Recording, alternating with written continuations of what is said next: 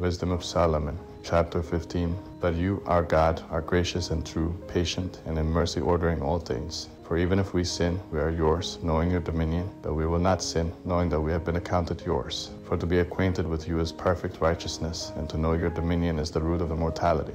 For we weren't led astray by any evil plan of men's, nor yet by painters' fruitless labor, a form stained with varied colors, the sight of which leads fools into lust. Their desire is for the breathless form of a dead image. Lovers of evil things, and worthy of such hopes, are those who make, desire, and worship them. For a potter, kneading soft earth, laboriously molds each article for our service. He fashions out of the same clay both the vessels that minister to clean uses, and those of a contrary sort, all in like manner. What shall be the use of each article of either sort? The potter is the judge. Also, laboring to an evil end, he molds a vain god out of the same clay, he who, having but a little before been made of earth, after a short space goes his way to the earth out of which he was taken, when he is required to render back the soul which was lent him.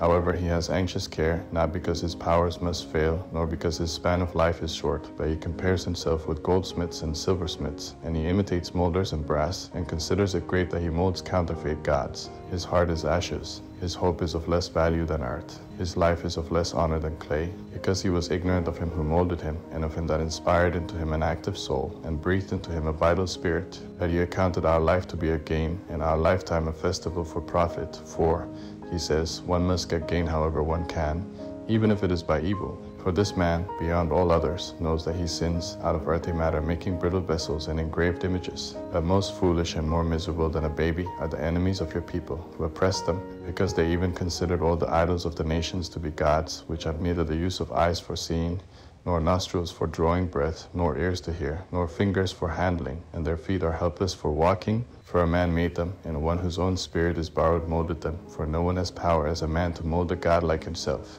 But, being mortal, he makes a dead thing by the work of lawless hands, for he is better than the objects of his worship, since he indeed had life.